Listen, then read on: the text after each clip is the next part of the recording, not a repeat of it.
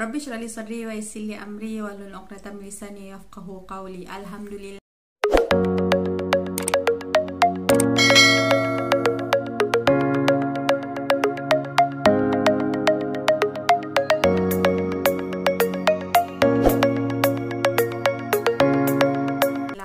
So, kita berjumpa lagi untuk kali ini.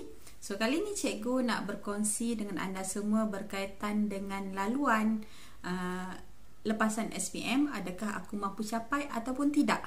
Sebab ramai yang datang dan PM tanyakan pada cikgu, macam mana kalau apa yang saya nak capai, saya nak impikan ni, kalau tak dapat? Cikgu, macam mana kalau saya nak jadi macam ni tapi saya tak dapat?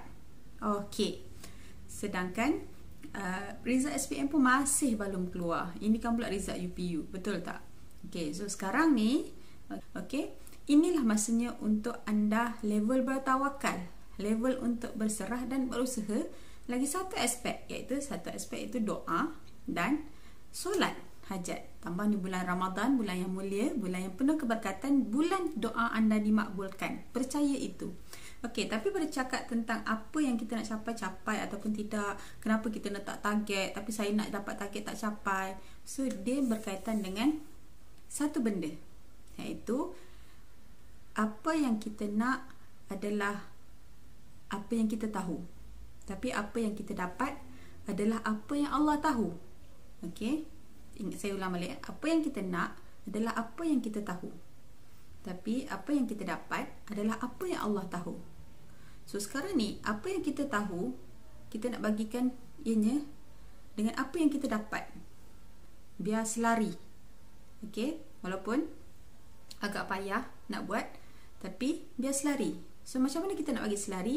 Apa yang kita nak dicampurkan apa yang kita dapat, apa yang Allah tahu.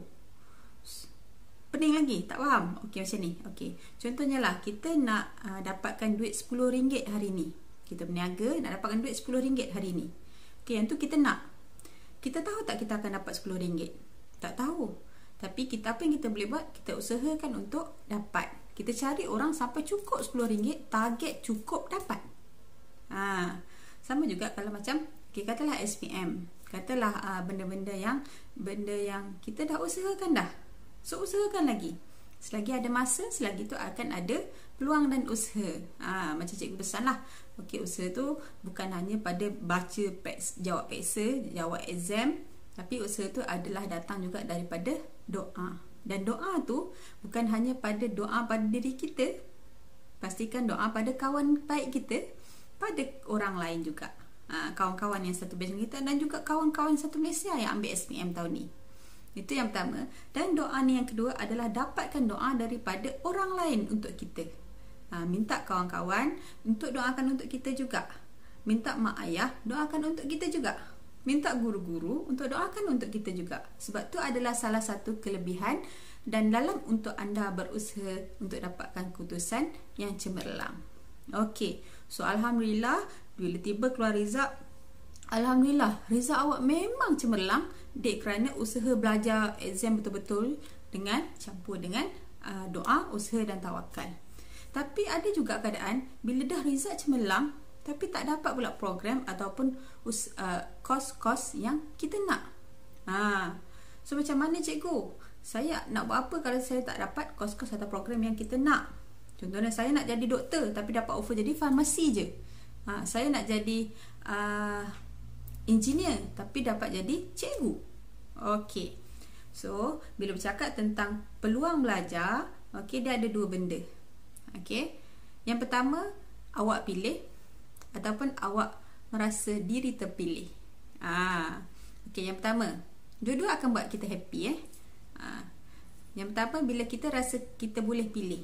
Contohnya lah, okey, saya tak dapat jadi doktor dekat offer daripada USIM ataupun USM. Okey. So, macam mana nak dapat jadi doktor? Katalah mak dan ayah awak seorang yang berkemampuan, boleh minta untuk jadi doktor di MSU ataupun universiti ataupun kolej swasta yang offer untuk bidang doktor. Di UniKL pun ada. So, dapat tak capai? Dapat. Itu yang pertama, kita pilih untuk kita dapat. Tapi yang kedua, kita rasa untuk kita Yang pertama kita pilih, yang kedua kita rasa terpilih. Okey, katalah kita nak jadi doktor, tapi tiba-tiba kita dapat bidang untuk jadi farmasi. Okey, alamak, tak ada dalam fikiran kita. Tapi ingatlah, kita terpilih. Allah dah pilih kita untuk dapat program ni. Kenapa? Sebab apa? Kita akan tahu pada masa akan datang. Tapi kita buatlah yang terbaik untuk itu, dan yakinlah apa yang diaturkan itu adalah yang terbaik untuk kita. So dia dua benda. Ada orang, dia nak jadi doktor, dia terus boleh mohon jadi doktor. Dia pergi bayar duit sikit, boleh pergi ke Mesir, boleh pergi ke India, Indonesia untuk jadi doktor, still boleh. Tapi ada orang, dia tak pergi pada bidang tu, dia terus ni. Bila dia dah lama, dia dah ambil farmasi, barulah dia tahu rupanya dia memang tak tahan untuk nak jadi doktor. Dia akan muntah, dia akan cepat letih, dan dia tak boleh tengok sangat pada darah. Dan akhirnya dia menjadi seorang farmasis yang cemerlang. Sebab apa? Dia rasa dia terpilih. Bukan dia rasa dia tak dapat apa yang dia nak, tapi dia rasa terpilih. Itulah beza tadi yang cikgu kata daripada awal. Apa yang kita nak dan apa yang kita dapat. Bila kita selarikan dia akan rasa sangat sempurna sebenarnya.